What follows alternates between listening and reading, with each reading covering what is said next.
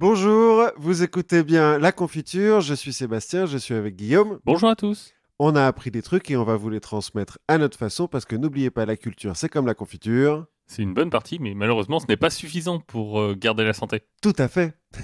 Parce que justement, de quoi allons-nous parler aujourd'hui, Guillaume? Et ben aujourd'hui, on va parler de vaccins. On va parler d'inoculation, on va parler de vaccines, on va parler d'immunité, on va parler de vaccins. Voilà. Parce que, une fois n'est pas coutume, on suit l'actualité. Voilà. Enfin, un peu en retard, mais bon. On va même toucher d'autres parties de l'actualité à un moment, si tout se passe bien. Euh... Avant de commencer, Oui, il faut qu'on remercie les gens qui nous soutiennent sur Patreon et qui soutiennent le label Podcut. Je à fait. pense notamment cette fois-ci à Un Célèbre Inconnu, qu'on a déjà remercié parce qu'il est plutôt actif sur le Discord et il nous donne plein de bonnes idées. Donc merci à lui de nous soutenir et merci tous les autres. Alors, peut-être qu'on protège vraiment son identité, mais c'est son pseudo. Hein, sur, Oui. Sur Discord, un célèbre inconnu, c'est pour ça qu'on l'appelle comme ça. Hein, il se reconnaîtra. Tous les autres célèbres inconnus peuvent prendre les remerciements pour eux, hein, mais bon. Oui. Je veux dire, pourquoi pas, hein. Pourquoi pas? Finalement, peut-être que Sarkozy nous écoute. Vaccin? Vaccin, parlons vaccin. Donc, oui, aujourd'hui, on est un petit peu citoyen. Et alors, comme on dit, spoiler alerte, on va parler vaccin, puis on va parler anti-vaccin. Enfin, tu vas parler anti-vaccin. C'est ce que tu m'as dit, en tout cas. On va essayer de rétablir quelques vérités. Ouais. Non, l'idée n'est pas de convaincre les gens. Je pense que chacun est assez intelligent. En tout cas, moi, je pense que nos auditeurs sont assez intelligents pour prendre les bonnes décisions eux-mêmes. Mais au moins, on peut discuter de l'histoire et apprendre des choses. Voilà, on va apprendre des choses. Il faut peut-être quand même qu'on dise que vous nous connaissez, on a un petit faible pour la science, et donc on est quand même plutôt du côté de la science dans cette histoire. Oui, on verra la science, hein. Oui, bon. Bref, donc c'est moi qui vais commencer à vous parler de vaccination, mais avant de parler de vaccination, il va falloir parler d'épidémie, parce que on vaccine pas les gens pour rien. Non, c'est vrai. Enfin, il paraît. il paraît. Tu nous en diras plus tard. Parce que si on essaye de protéger les populations, c'est bien parce que les populations meurent d'autre chose que d'alcoolisme. Ouais, il faut bien mourir de quelque chose. Oui, certes. Mais depuis les débuts de l'humanité, par exemple, la tuberculose, à elle toute seule, on estime qu'elle a tué une grosse dizaine de milliards d'humains. D'accord. La tuberculose, tu vois, pas comme ça n'a pas l'air... Bah si. Pyramide de poumons. C'est ça. Pyramide de poumons liquéfiés. Et quand on parle d'épidémie, tout commence au néolithique. Ah. Et ouais, et c'est même pas pour déconner que je dis ça. Parce que, donc au néolithique, révolution agricole, les populations humaines se sédentarisent et puis se rassemblent. Et donc on a plus de monde au même endroit, plus de promiscuité, et des animaux qui vivent au contact des humains. Et c'est souvent comme ça qu'une maladie apparaît chez l'être humain. Il paraît. Il paraît. Alors, tout bien tout honneur, hein, mais bon, voilà, quoi. Quand t'élèves des vaches, t'es proche des vaches, quoi. Souvent. Parfois, c'est bien. On en parlera peut-être. On va en parler plus tard, parfois, c'est pas mal. Et donc, la tuberculose, justement, on estime qu'elle est passée chez l'humain à peu près au début du néolithique. Même si, en soi, la bactérie existe depuis des millions d'années et a vécu d'animaux en animaux. Parce que... Cas. Ouais, elle L'important, c'est pas la destination, c'est les amis qu'on se fait sur le chemin. Voilà, c'est ça. Ça fait beaucoup d'amis, la tuberculose. On en reparlera. Bref.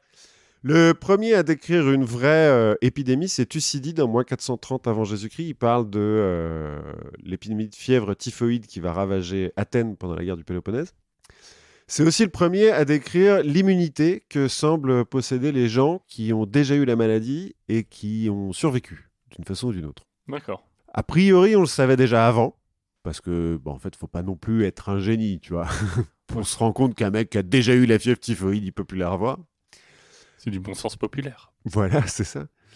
Tu mets un peu de bicarbonate de soude et puis c'est bon. Mais c'est le premier à le décrire.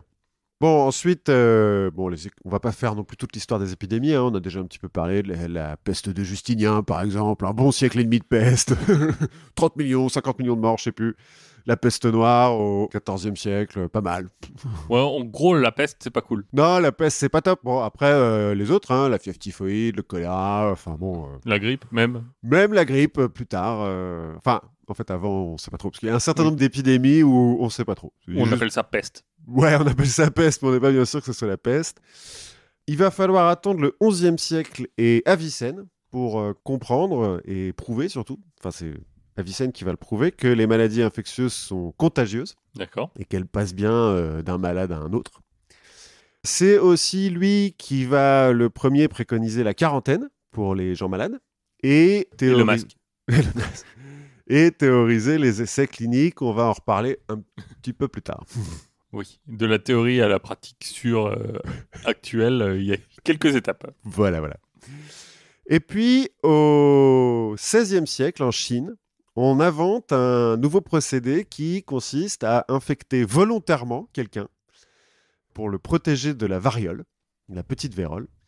Donc, on l'infecte volontairement avec le pus des boutons d'un mec qui est déjà malade, mais qui a une forme légère de la maladie.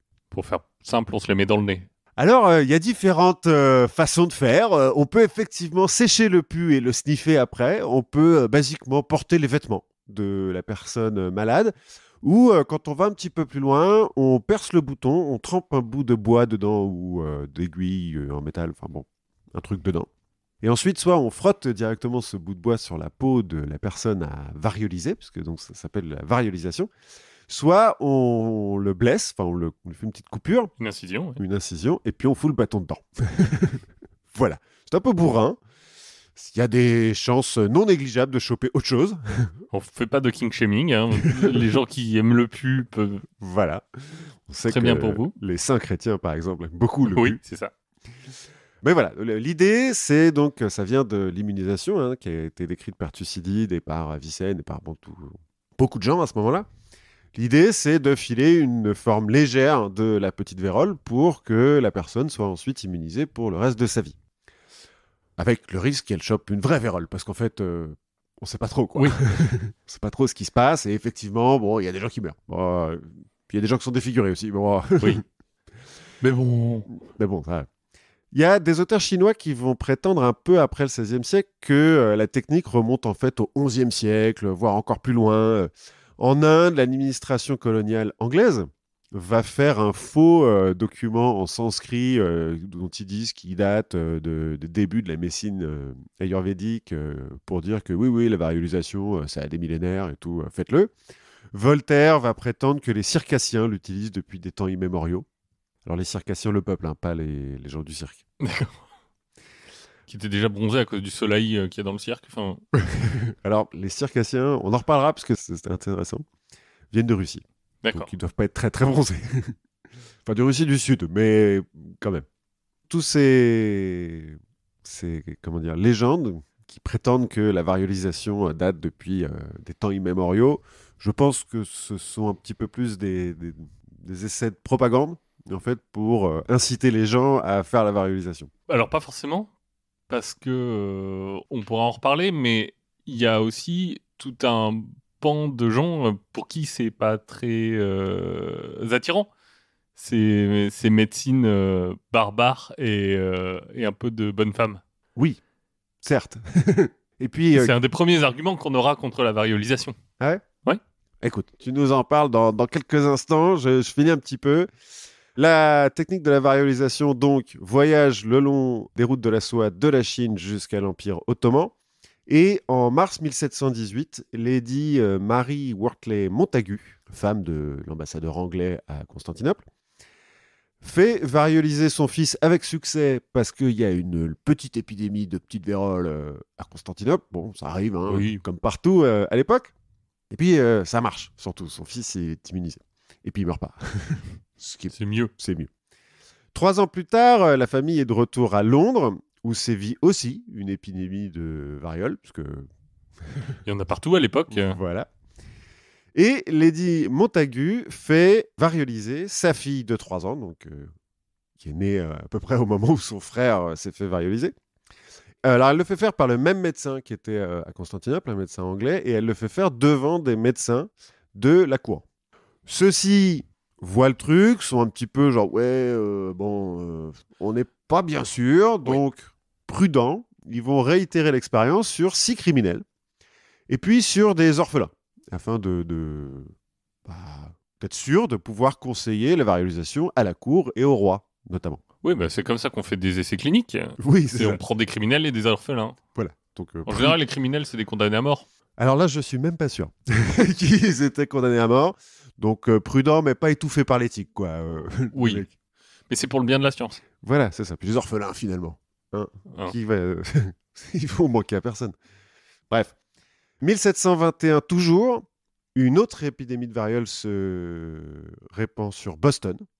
Et un pasteur puritain, un certain Cotton Mather, qui est le fils d'un des juges du procès de Salem, procès des sorcières de Salem. Oui. Mais alors d'un des juges qui était pour les sorcières. Parce que alors c'est un peu compliqué, je ne vais pas rentrer dans les détails, mais il a écrit tout un truc en disant est-ce qu'on peut vraiment considérer que le témoignage de fantôme est recevable par la cour? Oui, il aime chercher la petite bête, j'ai l'impression. Mais donc il dit à cause de ça, ça a beau être des sorcières, on peut pas les brûler. Bon, sauf si les fantômes insistent un peu. Il n'a pas été suivi sur tous les cas, mais voilà, bref. Donc Cotton Mather, pasteur puritain, essaie lui aussi de promouvoir la variolisation. Parce qu'en fait, il est des esclaves, comme des gens à l'époque. Bah, un homme d'église, enfin, je veux dire, ça paraît logique. Ça paraît logique, surtout un puritain. Là, en l'occurrence, c'est un esclave qu'on lui a donné, que sa congrégation lui a donné après s'être cotisé, et qu'il a baptisé... Bon anniversaire. Voilà, c'est ça. Qu'il a baptisé lui-même Onésimus. Le vrai nom d'Onésimus a disparu, parce que... Bon. Et Onésimus, il se trouve qu'il est pas bête.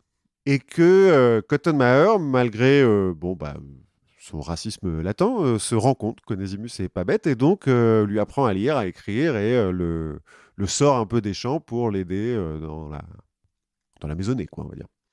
Et Onésimus lui décrit la technique de variolisation qu'il a subie quand il était jeune en Afrique et qui, selon lui, est assez courante là-bas et protège de la variole.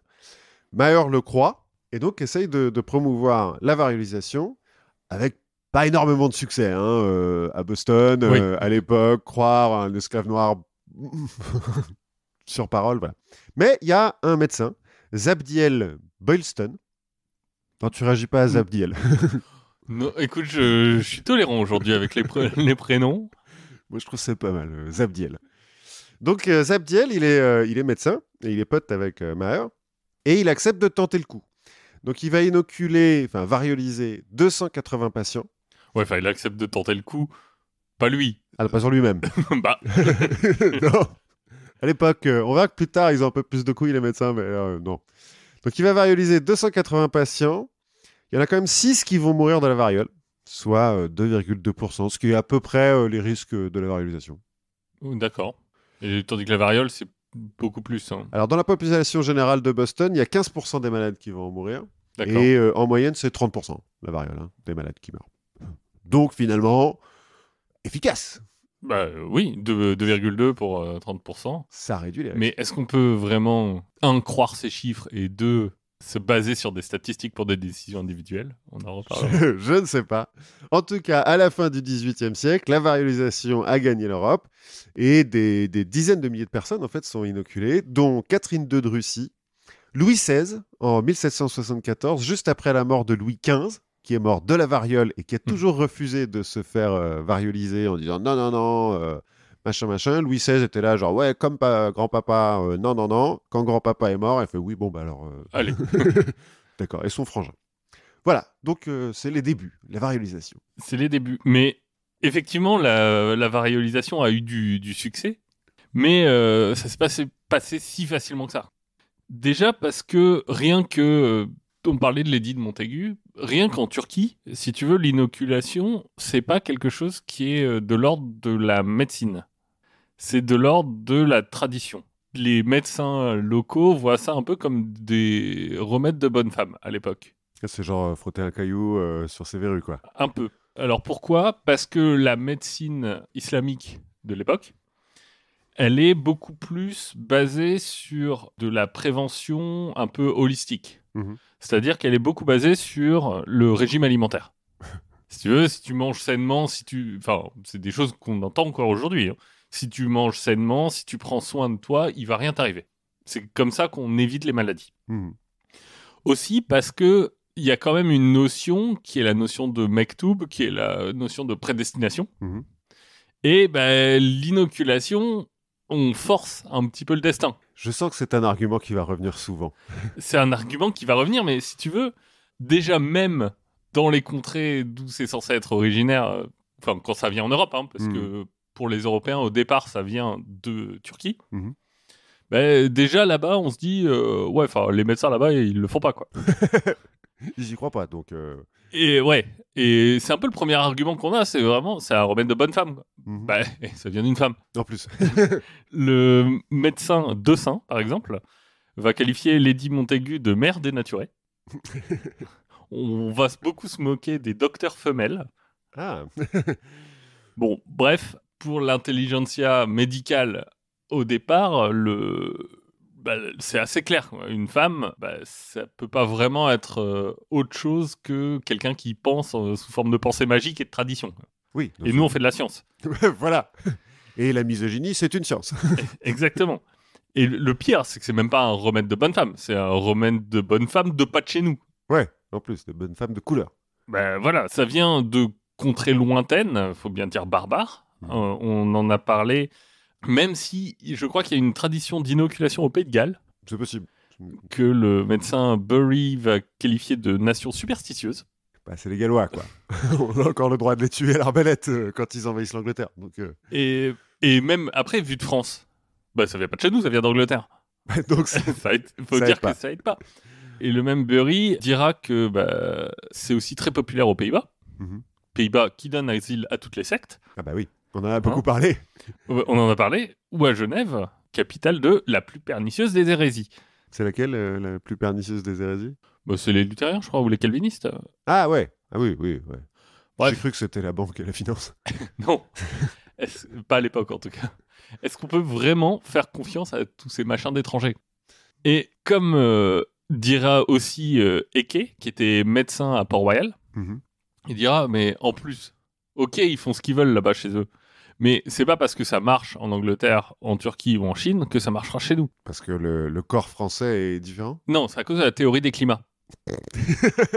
Je t'en prie, explique-nous un petit peu. Alors, je suis pas la rentré théorie du complètement climat. dans le...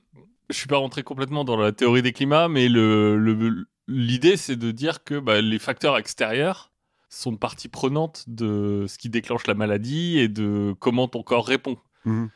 Donc, quand t'es en Bretagne et qu'il fait beau tout le temps, tu vas pas réagir de la même façon que si t'es sur la Côte d'Azur où il pleut un peu plus. Oui, bien sûr. Donc, faire venir des trucs d'Angleterre, enfin, je veux dire, c'est Ça- aberrant. Ouais.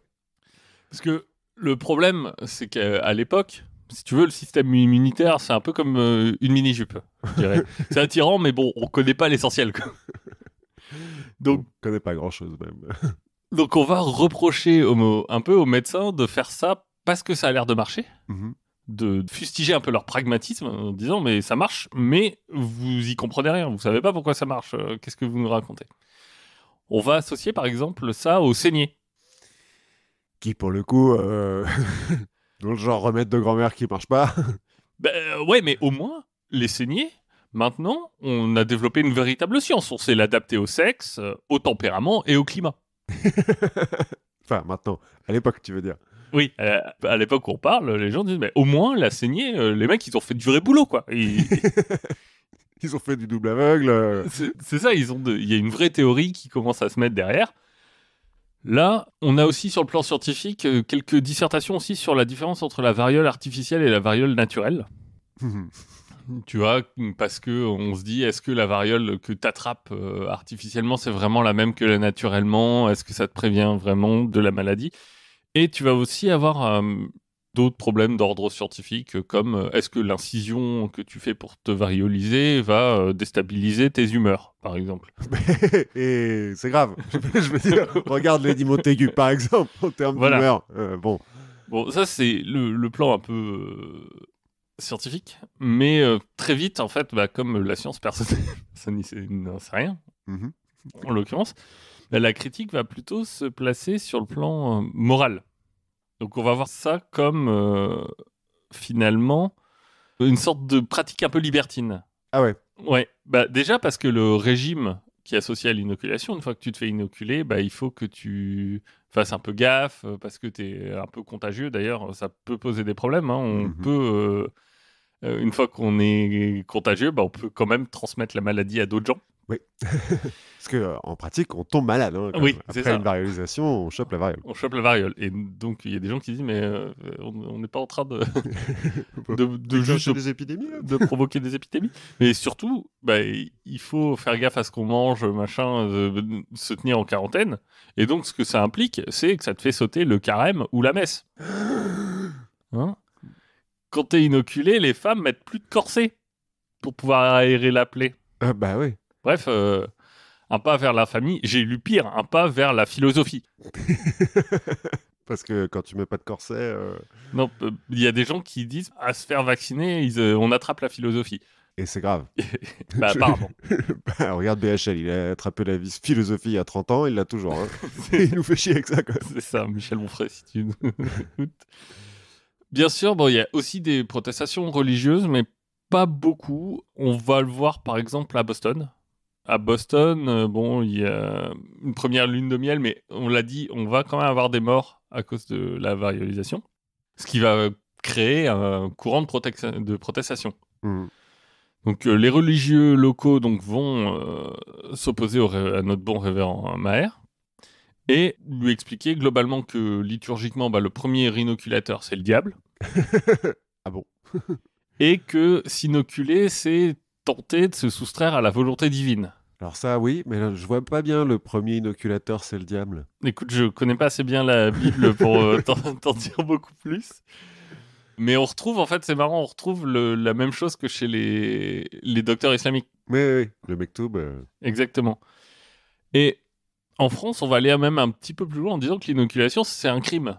Bah oui, parce que autant mourir par la variole, c'est pas de bol. Ouais, ça arrive. Autant mourir des suites de l'inoculation. Ça a été provoqué par quelqu'un, cela dit. Bah oui, mais c'est toi qui as pris la décision. Donc c'est au mieux un homicide, au pire, vu de la religion, un suicide.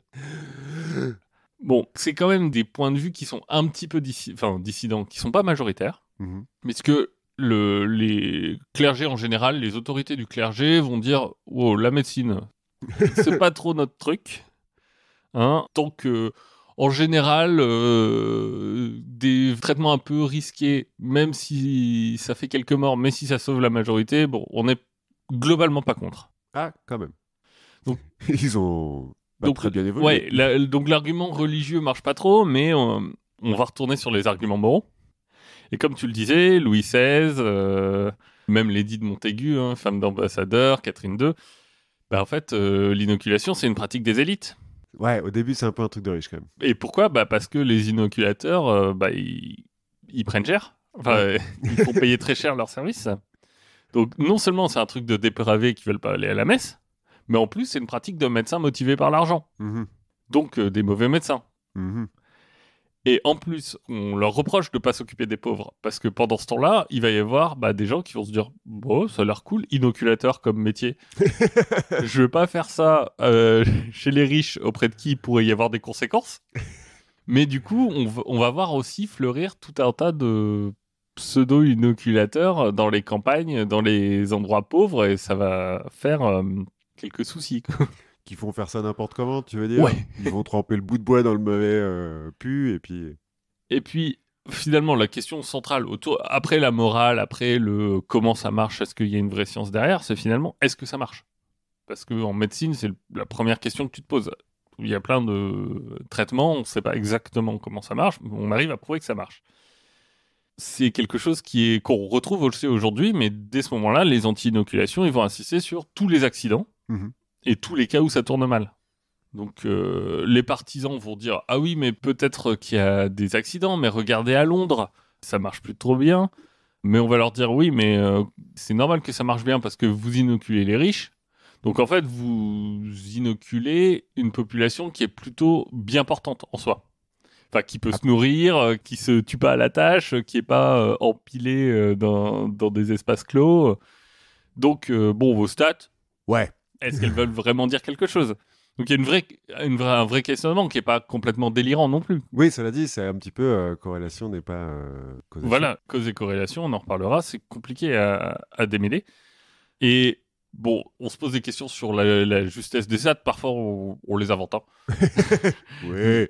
Je veux dire, mais Bon, en même temps, à l'époque, la statistique, c'est pas non plus... non, mais au final, la question statistique, en fait, va être un peu tranchée par Bernoulli, le fameux mécanicien des fluides, notamment, Mhm. qui va se pencher sur les statistiques et qui va dire non, mais statistiquement, c'est hyper cool. Donc, voilà. Donc voilà. La réponse, elle va devenir, d'un point de vue philosophique, là encore, c'est d'Alembert qui va répondre à Bernoulli. Et pourtant, d'Alembert, il est partisan de l'inoculation. Hein. Mais du coup, il va mettre un beau but contre son camp, hein, puisqu'il va donner un peu aux anti-inoculations des arguments qu'on retrouve encore aujourd'hui. Et il va dire, ok, certes, statistiquement, c'est bénéfique. Mais au niveau de l'individu, bah, t'en es pas sûr. Parce que, par exemple, si tu te dis, quelle est ma chance, ou ma malchance, mon risque de mourir de la variole d'ici un mois, par rapport à quel est mon risque de mourir de l'inoculation d'ici un mois. Ouais. Parce que l'inoculation, tu sais que la variole, tu vas peut-être pas la choper, en fait, pendant un mois. Ouais. Donc, c'est vrai que tu prends un risque tout de suite, alors Et lui dit, bon, bah, et le gain futur, finalement, ça compte pas trop, ce qu'il faut raisonner en termes de gain immédiat. Mhm. T'as une question de, à un moment, il reprend l'argument précédent en disant, le désespoir de causer la mort est pire que celui de la laisser subir. Oui, ce qui est un argument philosophique recevable en soi. Oui, bon. à l'époque et encore aujourd'hui, on parle de prendre la décision de s'inoculer. Mais tu peux te poser la question encore plus loin. Est-ce que je peux risquer la vie de mes enfants Oui, parce qu'on le fait surtout pour sur la les enfants. sauver? Est-ce qu'un souverain peut l'imposer? Surtout, bon, pour les enfants, finalement, le rôle des parents, c'est un peu de préserver la vie. Et puis, de toute façon, les enfants qui meurent de la variole, c'est finalement des enfants de pauvres, en règle générale. Puis on est encore à une époque où, de toute façon, un enfant sur 4 meurt, donc bon. Ouais. Ce qui en sort de ça, c'est que bon, il y a quelques positions caricaturales qui apparaissent, mais on se rend compte qu'il y a quand même un vrai débat et une nécessité d'encadrer ça un peu. Mhm. Parce que laisser se balader des porteurs contagieux, des gens pas maîtrisés, ça peut causer beaucoup plus de soucis que... Enfin, ça peut poser d'autres soucis que la variole. Donc, par exemple, un scandale à l'époque d'inoculés qui se rendent directement après leur inoculation à l'opéra. Les cons. Les cons, tu vois, on va au théâtre pour... Enfin, bref. Juste avant une épidémie, tu veux dire? Bah, par exemple. Mais, tu vois, finalement, on se dit même, mais pour minimiser les risques, est-ce qu'on ferait pas mieux d'envoyer les gens à la campagne? Les inoculés, tu veux dire? Ouais. Bah, si, les mettre en quarantaine, quoi. Ouais, c'est ça. Et on se dit, est-ce que ce serait pas mieux de les envoyer à la campagne au milieu des vaches? Mhm. Pour filer la variole aux vaches? Bah, je sais pas. Et est-ce qu'il y a des liens entre la variole et les vaches? Tu me tends une perche que je n'ai pas vu venir tout de suite. Parce que donc, après la variolisation, on fait des belles transitions, je trouve. Ouais, bah, j'ai travaillé. Mais elles Ouais. sont pas toutes aussi... Donc après la variolisation, on l'a dit, un taux de mortalité de 2%, c'est bien, mais pas top. Hein. Et puis, bon, tu l'as dit, il y a tout un tas de problèmes qui sont un peu sérieux, qui sont pas juste du délire. Mais la variole, elle s'en branle hein, de tout ça. Elle continue à infecter un petit peu tout le monde partout. Mais dans les campagnes, dans la deuxième moitié du XVIIIe siècle, on se rend compte, des gens, alors plusieurs au même moment, dans une dizaine d'années, remarquent que quand une épidémie de variole se déclenche dans une campagne, dans un village, les éleveurs de vaches, et surtout leurs femmes qui traient les vaches, ne sont presque jamais malades. Ils ne chopent pas la maladie alors qu'ils n'ont jamais eu la variole avant et qu'ils n'ont pas été variolisés. Et c'est encore plus vrai si les dites vaches sont atteintes de la variole des vaches. Parce que, voilà, on l'a dit, hein, les maladies, ça passe des animaux aux humains et inversement. Et la variole des vaches, ça leur donne des pustules, des boutons sur les pies, qui ont du pu aussi. Mais c'est ni très dangereux pour la vache, ni pour la treilleuse, qui peut choper un peu les boutons sur les mains, mais bon, fait de temps en temps une petite fièvre, mais pas beaucoup plus. Et donc on commence on est au moitié du 18e, on commence à savoir un petit peu faire des raisonnements. Et un éleveur de vaches anglais, par exemple, Benjamin Jetsey, alors qu'une épidémie de variole se déclenche dans la ville à côté où il habite, pour sauver ses enfants, décide de leur inoculer la variole des vaches, de ses vaches, ses enfants et sa femme. On est en 1774. Il va se faire traiter de tous les noms. Oui, Benjamin j'imagine Vaticini. bien. Surtout que ça vient d'une vache, quoi. Tu vois, le truc, il l'a directement pris sur Oui. le pied de la vache. Et puis, une vingtaine d'années plus tard, le 14 mai 1796 pour être précis, Edward Jenner, qui est un médecin anglais. Alors, on n'est pas bien sûr s'il a entendu parler de l'expérience de Jetsi. C'est possible parce que ça a quand même fait un petit peu de bruit. Toujours est-il, il a fait les mêmes observations sur l'immunité des treilleuses de vaches que les autres à peu près à la même époque. Et alors lui est médecin, il a fait ses études à Londres et tout, auprès des grands pontes de l'époque. Et il va mettre en pratique la maxime d'un de ses mentors, ne croyez pas, essayez. Ça se tient. Ça se tient, en soi, pourquoi pas. Bon, après, c'est pas non plus un type qui est étouffé par l'éthique, donc il va pas essayer sur lui-même, il va plutôt prendre le fils de son jardinier. Ne croyez pas, essayez sur des pauvres. Voilà. Donc en l'occurrence, le fils de son jardinier, James Phipps, qui a 8 ans. Et donc il va l'inoculer avec le pus des boutons d'une treilleuse, lui. Donc pas directement de la vache, d'une treilleuse qui a les boutons de la variole de la vache sur les mains. Donc il va l'inoculer avec ça. Et le gamin va faire une petite fièvre, 2-3 jours, mais sans plus. Il va avoir 1 ou 2 boutons, mais sans plus. Et puis là, Edward Jenner, en bon scientifique, il se dit, bon, il faut que je prouve que ça a marché. Donc il va faire une vraie variolisation avec une variole active, pas une légère, sur le gamin. Éthique. Éthique. Bon, ça le dit, ça marche. Le gamin ne tombe pas malade, c'est-à-dire qu'il a rien du tout. Il est immunisé contre la variole. Bon, avant de présenter ses résultats devant la Royal Society, il va quand même retenter l'expérience sur 23 cobayes. Volontaires et informés. Alors, il y en a un, c'est son fils de 11 mois. Alors après, c'est son propre fils. Oui. Mais bon, volontaire et informé. Toujours est-il, il présente ses résultats à la Royal Society. Il faut savoir qu'il est déjà membre de la Royal Society avant, parce qu'il a fait une étude détaillée du comportement des coucous, l'oiseau, qui a pour comportement spécifique de piquer le nid des autres. Tu sais, il pond ses œufs dans le nid d'autres oiseaux. Donc Jenner a décrit ça dans la longueur, avec des forces d'essaim et trucs comme ça. Et la Royal Society a dit oui, c'est bien, on te veut. Ça, c'est un scientifique. Voilà, ça c'est important pour l'avenir de l'humanité. Bon, il va leur parler donc de ses petites expériences avec la variole de la vache. Et Non, toi, t'es censé t'occuper des oiseaux. Retourne, arrête. Il va avoir un petit peu de mal à accepter ses résultats, les mecs. Alors, la Royal Society va avoir du mal à accepter ses résultats, mais en revanche, la nouvelle se répand très vite, comme une traînée de poudre. Et en 2 ans, toute l'Europe parle de la vaccine, puisque la variole de la vache, ça s'appelle la vaccine, et donc de la vaccination, qui est la nouvelle variolisation. Ah oui, vaccin, ça vient de vache. Bah oui, parce que vaca en latin. Bon. Donc, dès 1803, donc tu vois, il a fait la première expérience en 1796, il présente ses résultats devant la Royal Society en 1798, je crois. Et dès 1803, la couronne espagnole va financer l'expédition Balmis, du nom du médecin qui la dirige. J'ai pas noté son prénom, mais enfin bon, Eduardo Balmis, quoi. Zebdiel Balmis.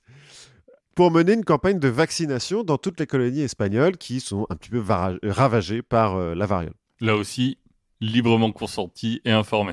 Alors non, parce que c'est un vrai scientifique, Balmis, et c'est pas une expédition militaire, c'est vraiment une expédition scientifique. Alors, librement consenti, informé. Le problème, c'est d'emmener la vaccine, donc la maladie, jusqu'en Amérique du Sud, parce que donc les colonies espagnoles à l'époque, c'est l'Amérique du Sud. Au début, on se dit, on va emmener une vache malade. Sauf que la vache malade, sur 2 mois de voyage, elle a des chances de guérir. Et puis, emmener une vache, ça veut dire qu'il faut emmener du fourrage et tout. Enfin, c'est relou d'emmener une vache sur un bateau, quoi. Je sais pas si vous l'avez déjà fait, je vous conseille pas. Non. Donc après, on se dit, on va emmener des mecs. Et tout, c'est chiant. On va emmener des mecs, ou des treilleuses, quoi, qui ont la vaccine sur eux. Et on se dit, ouais, mais bon...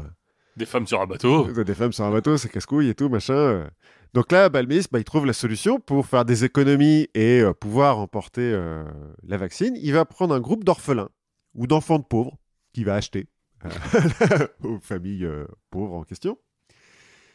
Donc il a tout un groupe de ces enfants vaccinifères, il va les appeler ça comme ça. Quand il embarque au début, il y en a 1 ou 2 qui ont la vaccine. Et puis, on sait que la vaccine, chez un enfant, ça reste pendant 5 jours, on va dire. Et donc, tous les 5 jours... Il les frotte. Il va frotter l'enfant malade sur un qui n'a pas encore été malade. Et comme ça, ils vont garder la vaccine active jusqu'à arriver en Amérique du Sud. Donc ils en ont un bon groupe de gamins. Et quand ils arrivent en Amérique du Sud, à chaque étape, ils demandent aux mecs du coin, ramenez-nous les orphelins. Et ils refont cette histoire de on se transmet la vaccine d'orphelin en orphelin, ou d'enfant en enfant en tout cas, jusqu'à ce que tout le bled soit vacciné. Mais ils expliquent ce qu'ils font. C'est-à-dire qu'ils ne forcent pas les gens en disant vas-y, frotte-toi contre mon fils, tu vas voir, c'est formidable. Tu vois, ils expliquent tout, et ça se répand très vite parce que les gens sont convaincus en fait. Alors, oui, moi, je me suis pas trop attardé dans ce que je raconte sur les liens entre vaccination et colonisation, mais il y a quand même eu beaucoup de campagnes déjà de tests un peu sur des populations colonisées. Et il reste un peu une défiance aussi chez les populations issues d'anciennes colonies pour cette raison-là, pour la raison de... c'est des trucs que le colon nous forçait à faire c'est un peu associé à la colonisation. Ouais, quand je dis que ça se répand très vite, ça se répand très vite au sein des colons. C'est-à-dire que effectivement, les populations autochtones voient pas ça d'un très bon œil. Et d'ailleurs, donc là, on est en 1803, ça va durer jusqu'en 1806, je crois, cette histoire. Dans les dizaines d'années qui suivent, il va y avoir un certain nombre de révolutions en Amérique du Sud. Tous les efforts de Balmis, oubliés, à la trappe, les enfants, tout ça, on arrête. Mais bon, donc il va faire toute l'Amérique du Sud, il va aller aux Philippines ensuite, parce que c'est une colonie espagnole. Et puis après, il va avoir des problèmes de bateaux, ce qui vont le forcer à s'arrêter en Chine, où il y a quand même des comptoirs espagnols, et ça va répandre la vaccination en Chine. À peu près au même moment, en Europe, Napoléon fait vacciner de force tous les soldats de son armée. Mais comment il fait? Parce que la vaccine, c'est anglais? Blocus? Oui, mais en fait, l'information est déjà passée, quoi. Donc après, il suffit de trouver une vache qui a la vaccine, en fait. Il a même fait une exception au blocus. Ah, c'est possible. Oui, je crois. Oui, bah oui. Il a fait une exception pour Jenner lui-même, et il lui a filé une médaille en disant on peut pas refuser, fût-il anglais, au sauveur de l'humanité, une médaille. Même s'il est anglais. Bon. Ouais. Ça fait un peu chier, mais... Il l'a dit 4 fois, quoi. Voilà. Donc c'est avec des vaches infectées, cette fois-ci en France, parce que Napoléon, il fait vacciner ses soldats, mais après, il fait vacciner les pauvres. Enfin, il fait vacciner beaucoup de monde. Et les centres de vaccination, c'est en gros, on prend une vache malade, et puis on fait venir des gens, puis frottez-vous contre la vache, quoi, plus ou moins. Mais déjà, sur la question de la vaccination obligatoire pour les soldats, et pour certaines professions, dont les soldats, je crois que le premier, c'est peut-être George Washington. Ah, c'est possible. Qui a fait inoculer, varioliser son armée. Ah, ça, je n'ai pas lu. Je sais que c'est Napoléon qui fait avec la vaccination, quoi. Oui. Mais donc, et puis, en fait, c'est surtout que Napoléon, ses armées, elles font du chemin. Oui. En Europe, et donc elles répandent en fait la vaccination un peu partout, quoi. Et surtout, elles prouvent que les soldats de Napoléon, ils sont immunisés à la variole. Bon, le problème, c'est que il déclenche aussi, sans le vouloir, une petite épidémie de syphilis, parce que quand on n'a pas de vache qui a la vaccine, on refait le coup des enfants là, sauf qu'on le fait pas avec des enfants, on le fait avec des adultes, et que frotter le pu de quelqu'un qui a des boutons parce qu'on pense que c'est la vaccine, mais que des fois c'est la syphilis. Oui, il y a beaucoup d'accidents comme ça. Tu refiles la syphilis à des gens. Bon. Bref. En 1840, l'Angleterre interdit la variolisation et rend la vaccination, l'inoculation à la vaccine, obligatoire. En 1853, pardon, donc 10 ans plus tard. Bon, sans grands effets, parce qu'en fait, ils peuvent pas vraiment forcer les gens à le faire. Mais ils disent que c'est obligatoire. En France, la vaccination, donc avec la vaccine, sera rendue obligatoire en 1905, avec des effets tout aussi aléatoires. À ce moment-là, raisonnablement, tu peux dire que finalement, les gens qui vont combattre cette vaccination, c'est les gens qui étaient un peu comme les héritiers de Bury, de Eke, tous les empêcheurs d'inoculer en rond. Et en fait, ce qui est assez intéressant, c'est que les plus virulents anti-vax, puisque là on peut commencer à parler de vaccination, les plus virulents des anti-vax, c'est avant tout les inoculateurs. Ceux qui faisaient la variolisation avant. Ceux qui faisaient la variolisation avant. Ils perdent leur gagne-pain. C'est ça, on peut se poser la question, est-ce qu'ils sont vraiment sincères?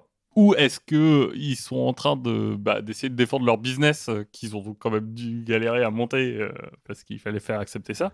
C'est dur à dire, d'autant que eux, ils ont l'argument inverse. En disant, regardez, les vaccinateurs, eux, ils veulent devenir hyper riches. Parce que Jenner, il est devenu riche. Oui. Alors après, ça peut, notamment parce qu'il a eu beaucoup d'argent public.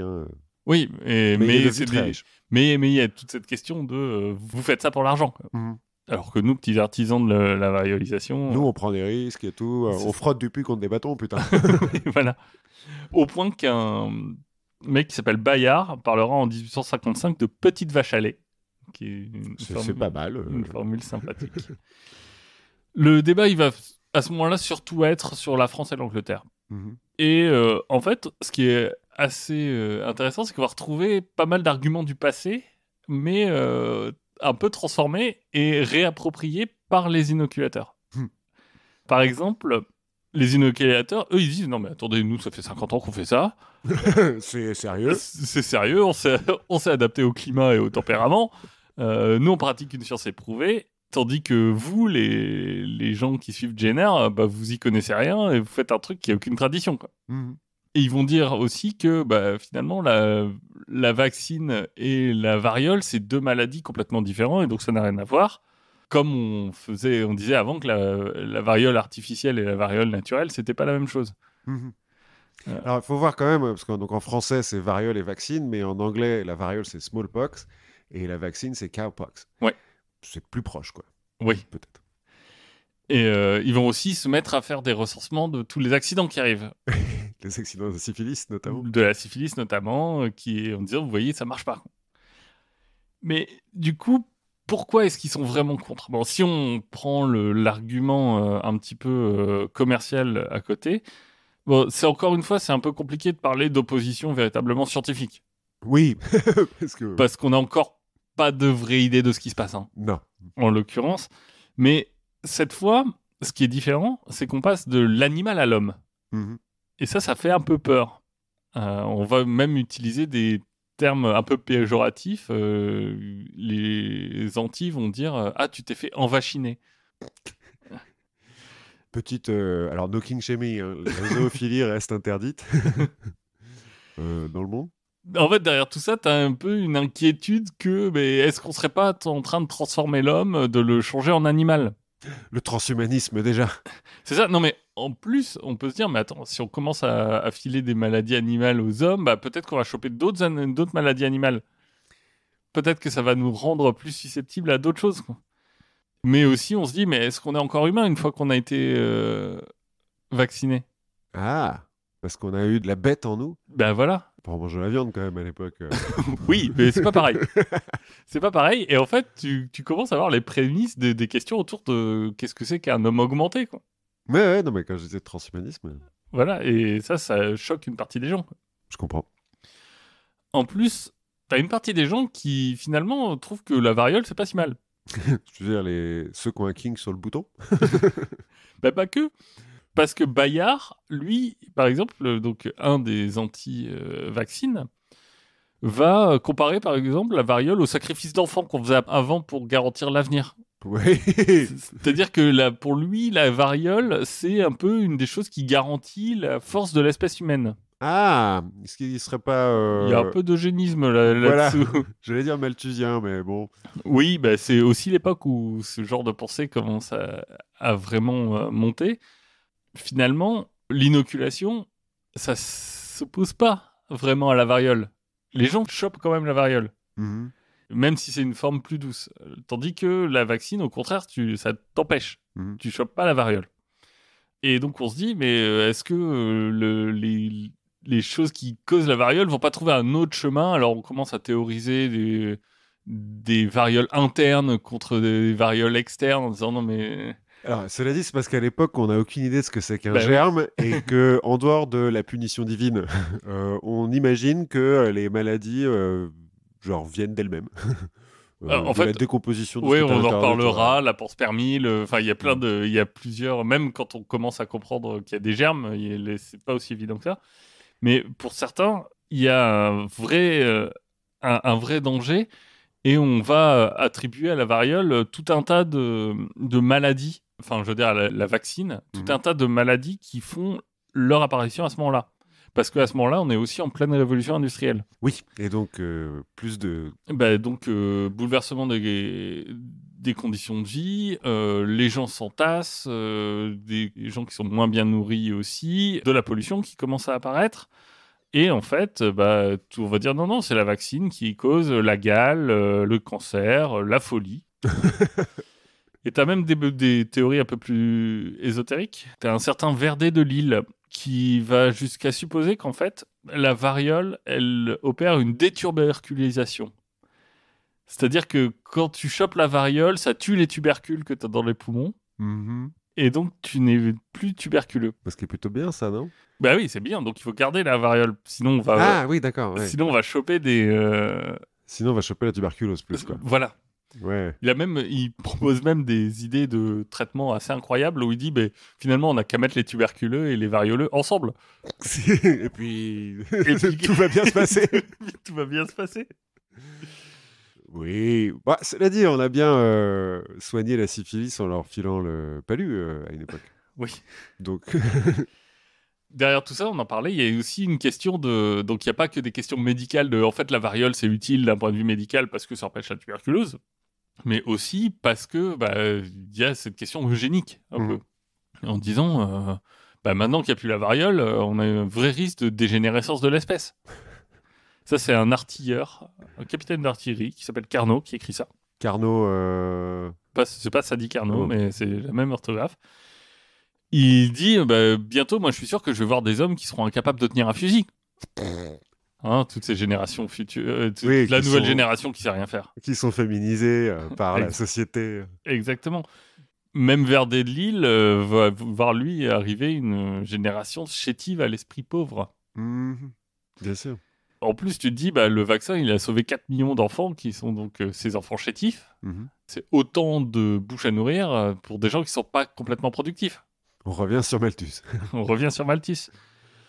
Malheureusement pour eux, il va se passer un truc qui va changer un peu l'esprit de la vaccination, au moins en France. C'est 1970. 1970 1870, Oui. pardon. Donc la guerre de 70 Mhm. va un peu leur donner tort, puisqu'elle va s'accompagner d'une grave épidémie de variole.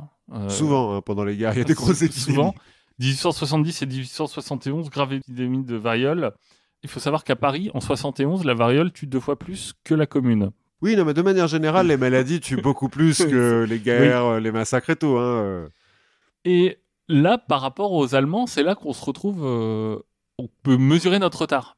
Parce que si tu veux, sur 600 000 hommes, pendant la guerre de 70, on va avoir 175 000 cas de variole Mhm. pour 23 500 blessés et morts. Enfin, de gens complètement hors commun. En revanche, côté allemand, à peu près le même nombre de troupes, 459 morts. Expérience à grande échelle pendant les guerres, on va en reparler un petit peu plus tard. C'est On va en amusant parler. que ce soit les Allemands cette fois-ci. On verra pourquoi. Ce qu'il faut voir, c'est que là, on parle un peu des grands mythes des antivax, mais il y a quand même aussi quelques mythes qui persistent pendant longtemps chez les vaccinophiles, qui vont aussi donner à la fois du grain à moudre aux antivax en disant non, mais vous regardez écoutez ce qu'ils racontent, c'est pas possible, ça marche pas, et qui vont aussi retarder un peu toute la recherche et tout ça. Notamment, il y a 2 mythes qui existent à l'époque, celle de la permanence et celle de l'immiscibilité. Donc en gros, la première, c'est que quand on voit apparaître des épidémies de variole en 1823 à New York ou 1825 à Londres, alors qu'on a fait une grande campagne de vaccination, on va se dire « Ah non, mais c'est parce que c'est une varioloïde. C'est pas une vraie variole. » Alors, les médecins se trompent. Ils confondent beaucoup les deux, mais en vrai, c'est pas pareil. Parce que, en fait, aujourd'hui, on connaît l'histoire des rappels. Mhm. Mais à l'époque, non. Les antivax se disent quand même, ça marche pas votre truc. Enfin, oui, ça marchait pendant 10 ans. Mais maintenant, on a à nouveau des épidémies de variole. Et de l'autre côté, l'immiscibilité, c'est de se dire du sang, de la lymphe ou du pus contaminé par la variole ne peut pas contenir autre chose. Ne peut pas contenir une autre maladie. Ouais. Et c'est comme ça qu'on va aussi dire non, mais c'est pas à cause de la vaccination qu'ils ont chopé la syphilis. Ah oui. C'est pas possible parce qu'il y avait déjà la variole, il peut pas y avoir les deux. Oui, voilà, on peut pas avoir 2 maladies en même temps, voyons. Voilà.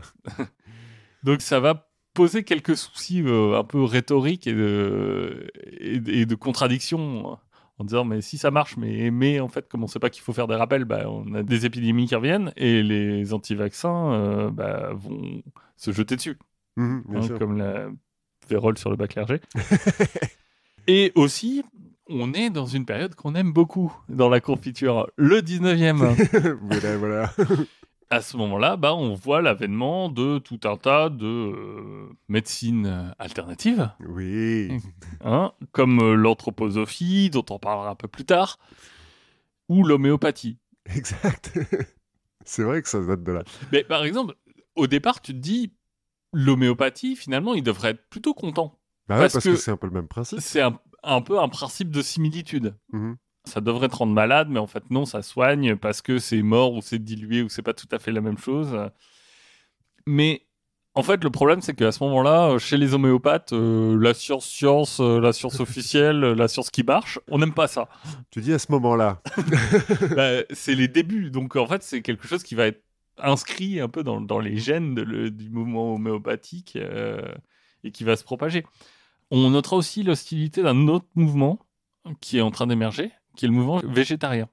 Parce qu'ils veulent pas se mettre du pus de vache sur eux. Exactement. Qui va considérer que toute nourriture animale est mauvaise pour l'homme, donc aussi le pus de vache. Ça, c'est des véganes un peu hardcore, quoi. C'est des gens qui s'appellent Newman, Tebb, qui parlent de ça.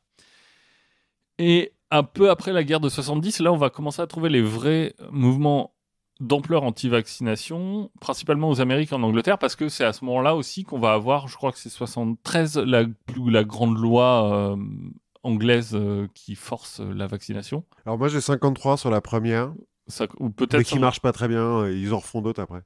Ouais, et si tu veux, c'est aux Amériques et en Angleterre, moi j'ai 2 exemples qui marchent assez bien. On a d'abord le Brésil. Parce que... Où ils ont peut-être un peu des problèmes avec...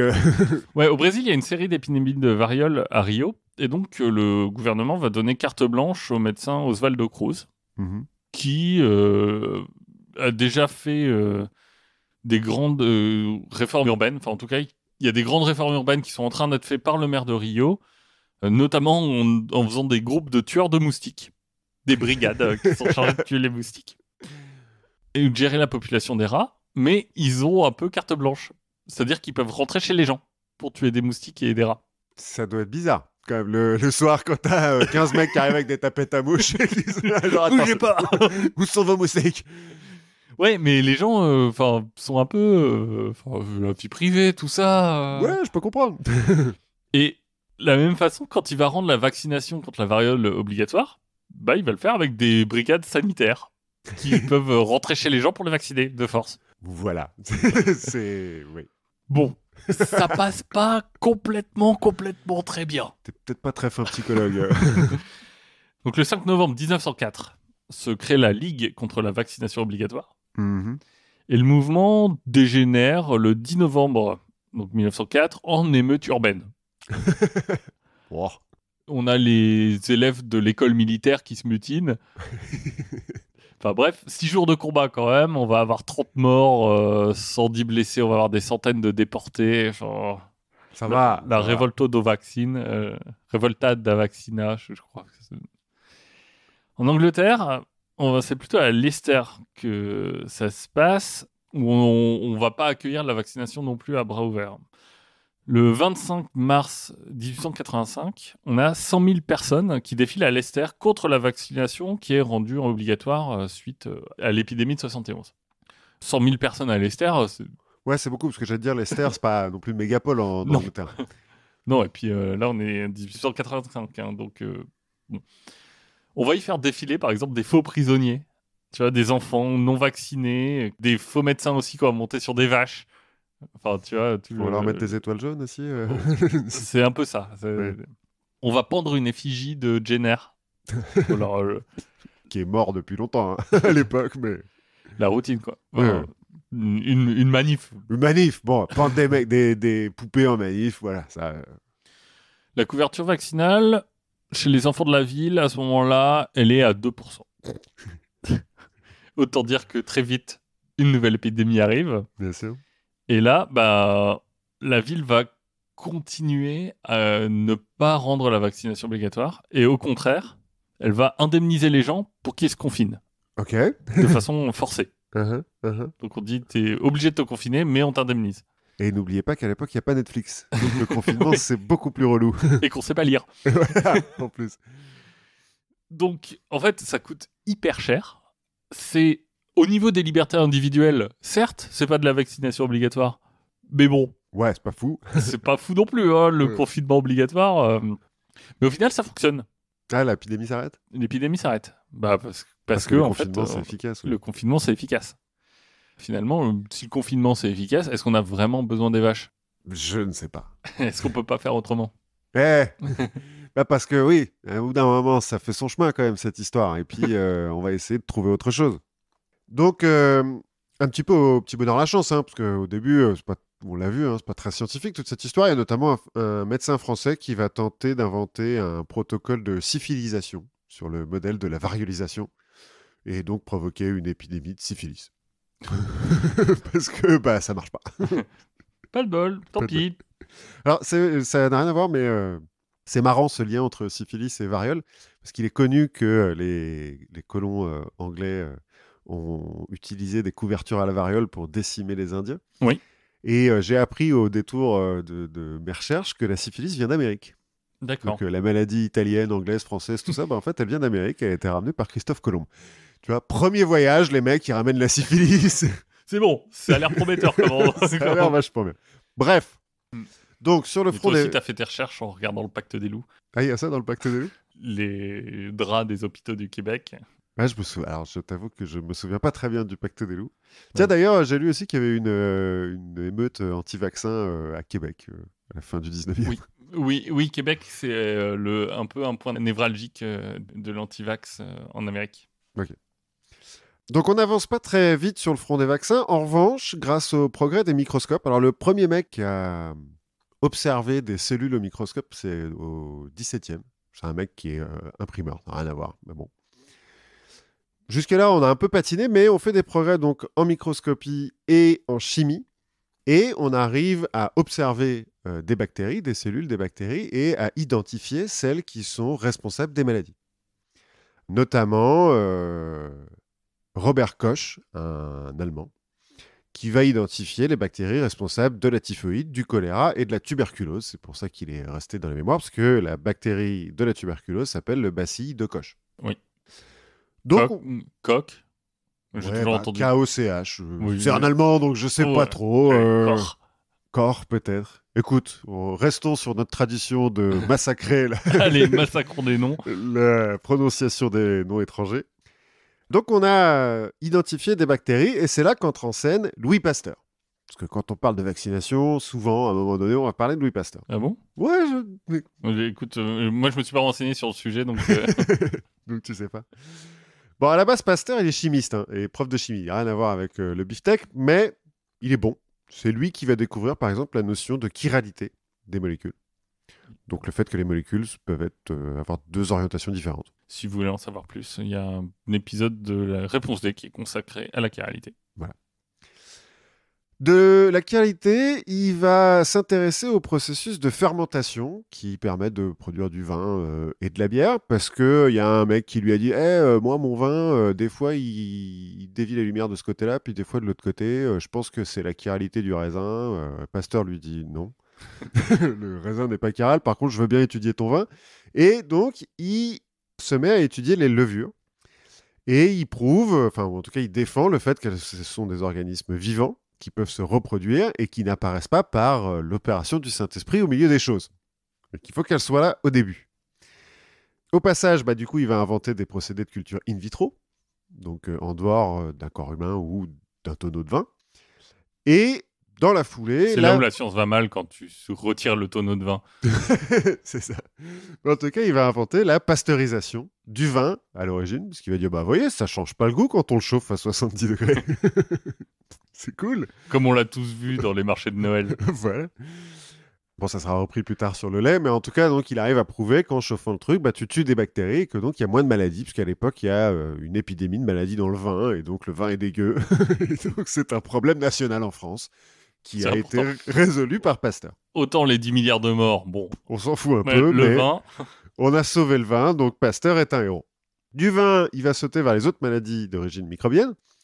Et c'est comme ça qu'il va commencer à travailler sur le choléra des poules.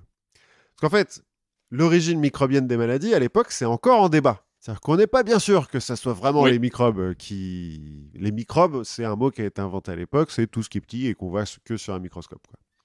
Mais on n'est pas bien sûr que ça soit vraiment les microbes qui transmettent les maladies. Il y a toujours les partisans de la punition divine, hein, bien sûr. Mhm.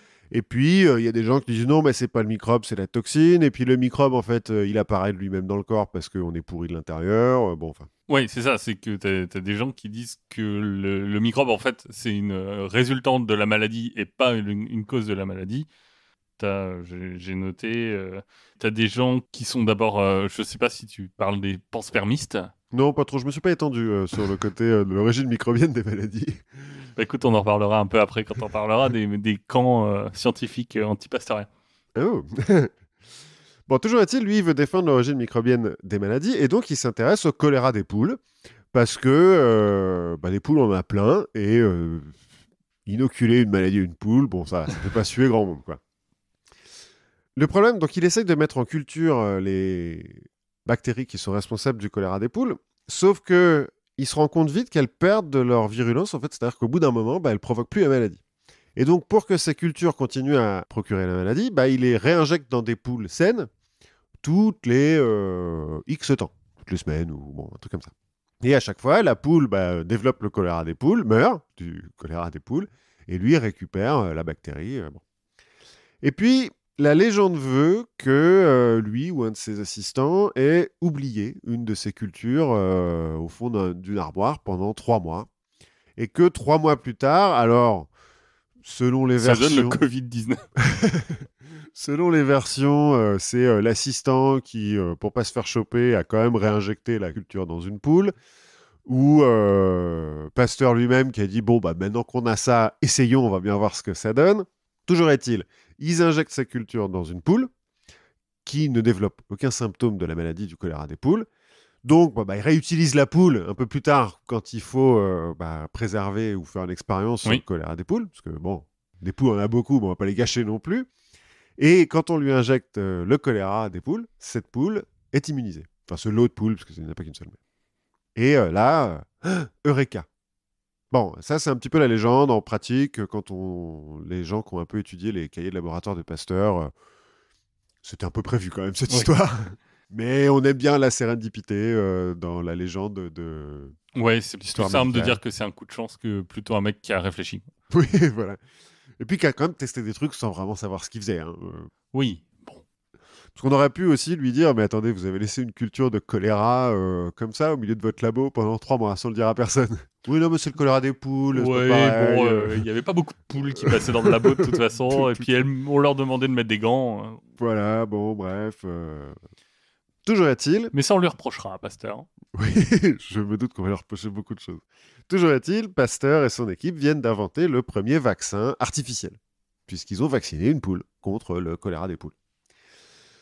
3 ans plus tard, en 1881, il va récidiver avec le charbon des moutons, qui est provoqué par la bactérie de l'anthrax, et qui est une maladie qui fait des ravages dans les troupeaux de moutons à l'époque en France. Et un peu comme le vin, quand on peut... Par troupeau de moutons, tu entends les animaux ou oui, tu entends les gens qui suivent bêtement ce qu'on leur dit à la télé? Non. Les vrais animaux avec lesquels on fait de la laine et du fromage de mouton. On fait du fromage de mouton? Oui, du fromage de brebis. Oui, voilà. Et c'est le fromage de mouton mâle, c'est moins bon. Donc il recommence avec plus ou moins le même protocole. Hein. Il fait des cultures d'anthrax. Alors, l'anthrax, comme ça fait peur et tout. Il y a différents types d'anthrax. Le charbon des moutons, ça peut se transmettre à l'homme, mais c'est pas aussi dangereux que l'anthrax avec lequel on a attaqué George Bush. En toujours est-il, il arrive à atténuer cette bactérie responsable du charbon. Lui va dire, c'est grâce à l'action de l'oxygène, parce que on s'est rendu compte quand même que l'oxygène a des effets... sur les bactéries. Sur les bactéries et sur leur développement, notamment au moment de la fermentation de la bière et du vin. Donc lui dit non, c'est l'action de l'oxygène, c'est pareil que avec mon choléra des poules et tout, c'est l'oxygène. En fait, dans ses cahiers de laboratoire, parce qu'il y a un de ses assistants qui a dit ça marche pas, hein, Louis, quand même, l'oxygène là. Moi, j'ai trouvé un truc. Si on met du bichromate de potassium dans la culture, après la bactérie, elle a quand même une sale gueule. Je pense que ça marche mieux. Pasteur va Quand dire je crache dans le... dans le truc, ça marche mieux, donc on va faire comme ça. Bon, en fait, il fait un peu les deux. Et donc, il prétend il vaccine quelques moutons comme ça dans son laboratoire et il prétend qu'il a trouvé un nouveau vaccin. Les gens n'y croient pas forcément et un vétérinaire lui lance un défi en disant prouvez que vous avez effectivement réussi à immuniser les moutons, essayons sur un troupeau de moutons. Et donc, ils se retrouvent tous à Pouilly-le-Fort, qui est resté célèbre pour ça, pour ça, l'expérience de Pouilly-le-Fort. Et pour le vin, non? Oui, je m'y connais pas trop en vin. C'est en région parisienne, hein. C'est pas non plus une région hyper viticole, mais bon. Toujours est-il, on lui donne un troupeau de moutons, il va en vacciner la moitié, une 50aine, et puis un mois plus tard, donc vacciné selon son protocole, hein, je crois qu'il y a 2 injections déjà, mais bon, il va refiler à tous les moutons le charbon, la bactérie de l'anthrax. Et les moutons vaccinés survivent et tous les autres meurent. D'accord, il a quand même fait un contrôle. Oui, parce qu'il vaccine que la moitié, du troupeau de moutons. Là, c'est super et tout, génial. En 1883, il va faire la même chose avec le rouget des porcs, qui est une maladie, voilà. Cette fois-ci, cela dit, petit progrès, pour atténuer la maladie, il va l'injecter dans des lapins. Parce qu'il s'est rendu compte que autant les porcs, ils meurent du rouget, autant les lapins s'en foutent. Donc il se dit peut-être que c'est l'organisme du lapin qui atténue la maladie, et puis surtout, c'est plus pratique d'élever des lapins que des porcs, quoi. Oui, c'est mieux. Ça prend moins de place. Quand t'es en région parisienne. Oui, dans un labo, parce qu'il travaille aussi dans un labo à l'époque. Il a déjà son institut? Non, pas encore. Et puis, 3 succès, ok, c'est cool. Maintenant, il se dit, allez, il faudra quand même qu'on teste sur une maladie qui touche l'homme. Parce que, on l'a dit, le charbon, ça touche un peu l'homme, mais c'est pas très grave. Le choléra des poules, non. Et le rouget des porcs, non plus. Et donc, il va s'attaquer à la rage. Alors, on n'a pas trop de données épidémiologiques de la rage à l'époque. C'est pas une maladie qui tue autant que le choléra, la variole ou la tuberculose. En revanche, c'est une maladie qui fait peur. Parce que, un mec qui a la rage, déjà un animal qui a la rage, il est enragé, hein, littéralement. Et ça fait peur, c'est un peu mythe de vampire et tout, machin. Bon. Oui, mais ça tue quasiment personne, je crois. Une fois que tu as chopé la rage, t'es quand même plus ou moins condamné. À l'époque, en tout cas, t'es condamné. Une fois que tu as chopé la rage, t'es condamné, mais en vrai, le nombre de gens qui chopent la rage... Mais on sait pas, mais il y en a pas énormément, notamment parce que c'est transmissible par la morsure. Et que, autant les chiens enragés peuvent mordre plusieurs personnes avant qu'on les abatte, autant un homme enragé, c'est pas des zombies non plus, les mecs, quoi. Mais il y a peut-être un petit peu de ça qui fait que, Toujours est-il, il s'attaque à la rage, aussi parce qu'elle touche les animaux. C'est une des rares maladies qui est vraiment partagée par tout le monde. Enfin, par les animaux et les humains. Et les humains, c'est la même maladie. Et il se dit que ça va être plus simple quand même pour expérimenter de le faire sur des animaux que sur des humains. Au début. Après, on trouvera des orphelins. Parce qu'on verra que c'est pas l'éthique qui l'étouffe non plus, Louis Pasteur, mais il est pas con, donc il se dit que ce serait bien s'il se faisait pas lyncher avant d'avoir fini. À la différence des maladies précédentes, ça l'a dit, la rage c'est causé par un virus et pas par une bactérie, et donc il peut pas l'observer. Oui, le virus c'est plus petit. C'est plus petit que les bactéries, donc on les voit pas au microscope à l'époque. Non. Donc il peut pas en faire de culture. Enfin, il sait pas en fait si ces cultures marchent. Donc, pour garder son virus, avoir une culture de virus de la rage, il va être obligé de le passer d'organisme en organisme, un petit peu comme on passait la vaccine d'enfant en enfant à l'époque. Il commence avec des chiens, puis ils se rendent vite compte que les chiens enragés, c'est casse-couille, c'est un petit peu dur à contrôler et que ça prend de la place. Donc, ils vont faire ça. Ils se disent que nous, on a déjà beaucoup trop parlé d'expérimentation sur les chiens. Voilà, donc il faut être sympa avec Seb et Guillaume. Et donc, ils font ça sur des lapins. Ouais, parce que ça, on s'en fout. Ouais, tu peux les foutre dans une cage, ça se reproduit vite et non, tout. Je veux dire nous. Oui, nous, on s'en fout aussi. Donc, il fait ça sur des lapins. Il va prouver... Il prouve sur des chiens, mais il va injecter un bout de cerveau de chien enragé dans le cerveau d'un chien sain, qui va donc développer la rage très vite. Parce que il va prouver, en faisant ça, que la rage est une maladie neurologique. Mm-hmm. En fait, le virus de la rage se répand sur les neurones jusqu'à atteindre le système nerveux central et provoquer la mort. Ce qui fait que, et ça c'est une observation qu'on avait déjà faite à l'époque, si tu te fais mordre au pied, bah, tu vas développer la rage plusieurs semaines plus tard, voire plusieurs mois plus tard. Si tu te fais mordre au cou, ça va aller beaucoup plus vite. Si tu te fais mordre au cerveau, bon, bah, Oui. Et ça prend quelques jours, quoi. de toute façon, une fois que ça atteint le cerveau, c'est fini. Ah oui, là c'est foutu. Enfin, à l'époque, en tout cas, je pense que Je même crois, encore je maintenant, crois qu'encore maintenant, hein, quand ça atteint le cerveau, c'est foutu. ouais, t'es forcé d'être mort. Donc il arrive à prouver ça et il se dit, bon, je vais essayer d'atténuer ce microbe de la rage, ce virus de la rage, dans le système nerveux central des lapins que j'élève, à qui je file la rage de génération en génération. Et donc pour l'atténuer, il va prendre leur moelle épinière et il va les faire sécher. Et il va dire, bon, ma moelle épinière de 8 semaines d'âge, elle est forcément plus atténuée que ma moelle épinière de 4 semaines d'âge. Et il fait des tests sur des lapins et il trouve qu'effectivement, au bout de X temps de séchage, la moelle épinière ne donne plus la rage au lapin, mais que X divisé par 2 temps, elle donne la rage.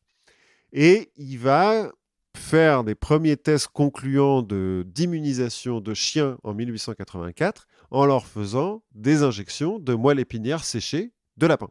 D'accord. Il commence par celle qui est la plus atténuée et puis il remonte comme ça jusqu'à filer au chien la rage directement et le chien n'a pas la rage. Ok, cool.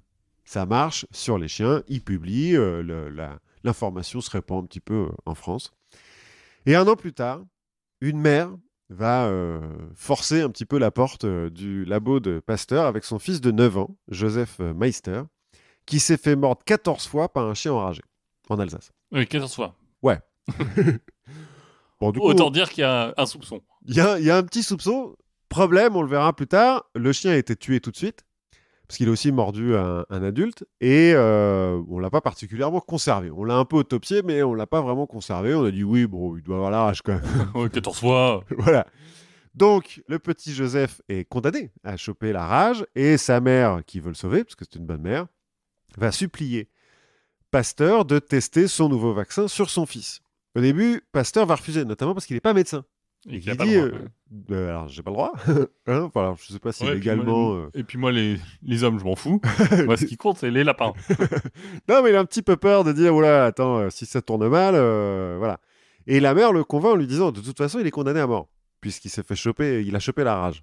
Donc, testez, puis on verra bien, quoi.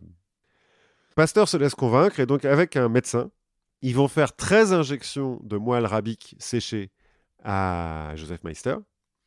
Comme avec les chiens, hein, de moins en moins atténués. Bon, il ne présente pas d'effets secondaires sur le moment. Mais donc, je l'ai dit, le chien a été tué, on n'est pas vraiment sûr qu'il avait la rage.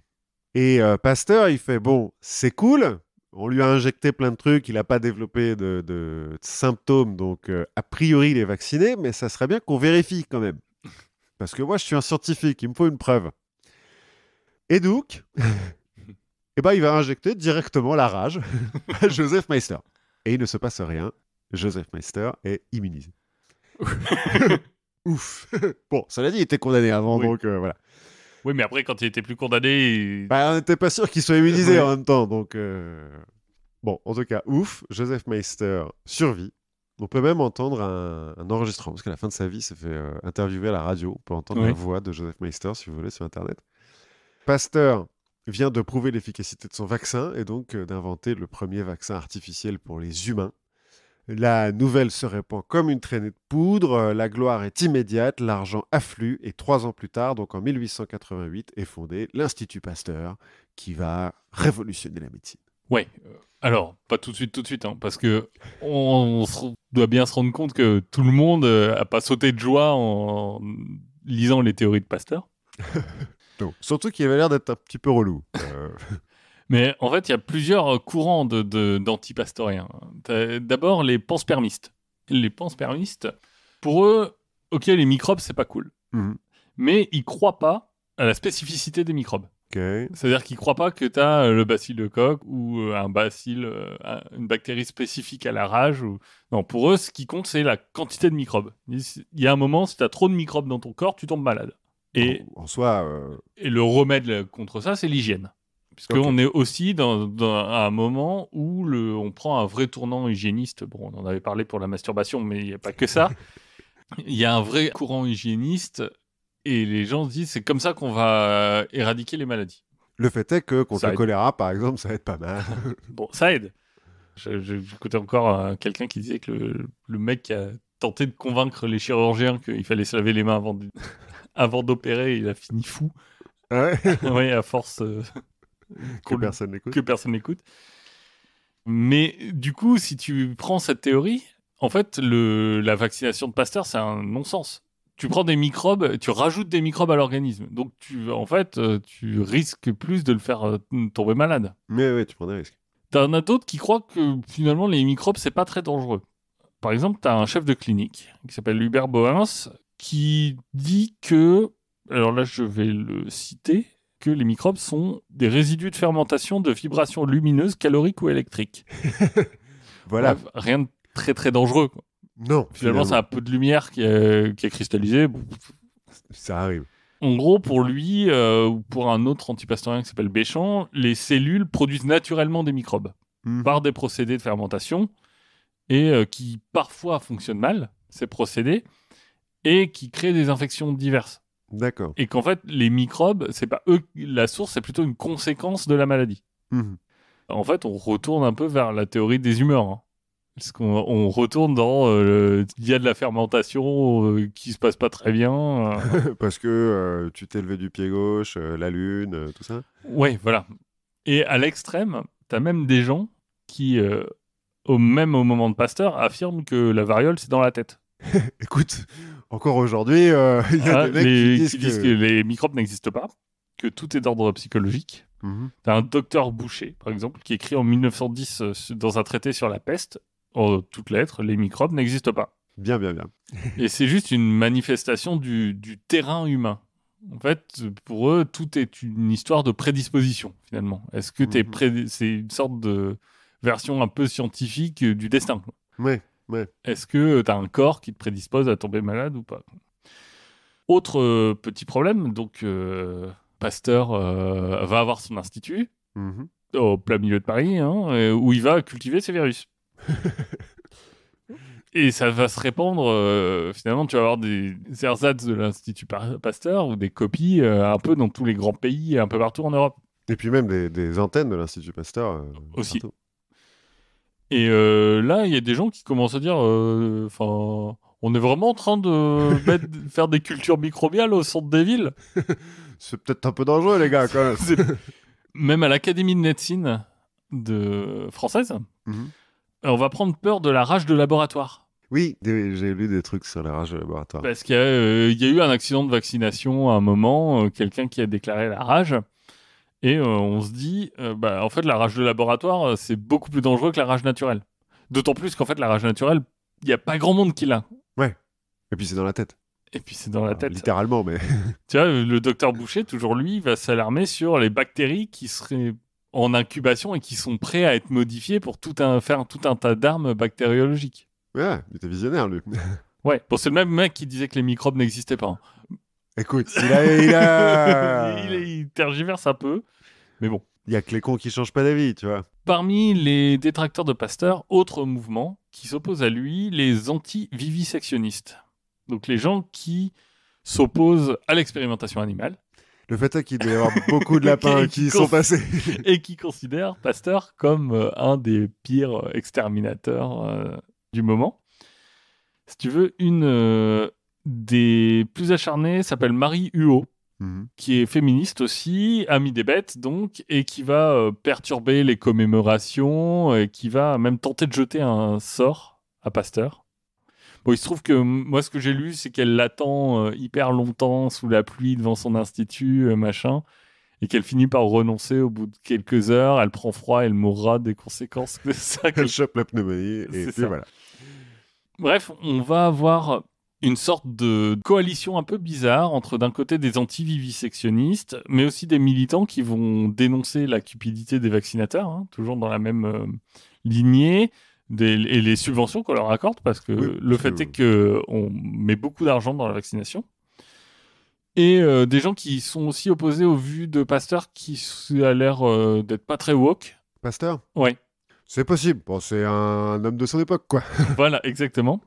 Et ça va donner des réunions assez étranges comme celle du 26 juillet 1888 à Paris où on va trouver à la fois Marie Huot, donc la féministe anti-vivisectionniste, mais aussi Boens, qui est panspermiste, ou Louise Michel, Qui est aussi un peu féministe. et qui vient dire que la science n'a pas de frontières.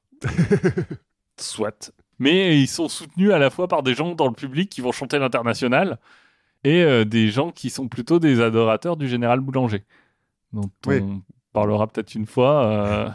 Plus proche des fachos, quoi. Ouais, enfin, populiste, en tout cas, démagogue. Mhm.